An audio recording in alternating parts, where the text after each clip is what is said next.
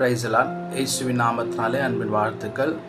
கர்த்தர் பெரியவர் என்ற தலைப்பில் நம்ம தியானித்து கொண்டிருக்கிறோம். இந்த நாளிலும் கர்த்தர் இதில் அவர் பெரியவராக இருக்கிறார், யாருடைய வாழ்க்கையில் யாருக்கு பெரிய காரியங்களை செய்வார் என்று சொல்லி நாம் வாசிப்போம் என்று சொன்னால், யோவான் எழுதின சுவிசேஷம் 5ஆம் அதிகாரம் 20ஆம் வசனம் சொல்கிறது, பிதாவானவர் குமாரனிடத்தில் அன்பாக இருந்து தாம் செய்கிறவர்களை எல்லாம் அவருக்கு காண்பிக்கிறார்.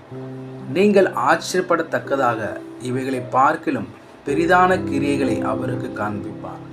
இங்கு வேதம் சொல்லுகிறது, பிதாவானவர் குமாரனிடத்தில் அன்பாக இருந்து அவருக்கு தாம் செய்ய போகிற எல்லாவற்றையும் காண்பிக்கிறவராக இருக்கிறார்.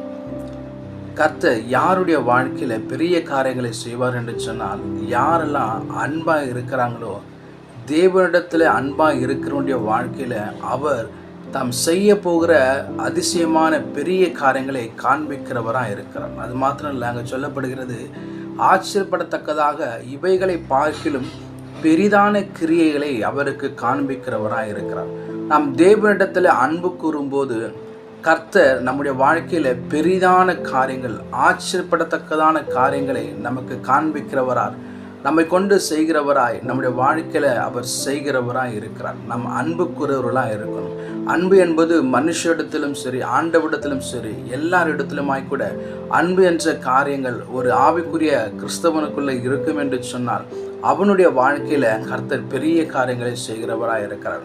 நம்ம அப்போஸ்தலனாகிய பவுல் கூட கொரிந்தியர் பட்டணத்துக்கு சொல்லும்போது 13ஆம் அதிகாரத்தில் வேதம் சொல்லுகிறது, அன்பு எல்லாவற்றையும் தாங்கும், அன்பு சகலத்தையும் தாங்கும் என்று சொல்லி வேதம் சொல்லுகிறது. இந்த நாளில் இதை கேட்டுக்கொண்டிருக்கிற நம்முடைய வாழ்க்கையிலும் அன்பு என்ற காரியம் இருக்கும் என்று சொன்னால், தேவனிடத்தில் நம்ம அன்பு கூறுகிறவர்களாக இருப்போம் என்று சொன்னால், நம்முடைய வாழ்க்கையிலும் கர்த்தர் பெரியதான ஆச்சரியப்படதான காரியங்களை செய்ய அவர் உண்மை உள்ளவராக இருக்கிறார். கர்த்தர் இந்த வார்த்தை நிமித்தம் நம்மை நடத்துவாராக. ஆமென்.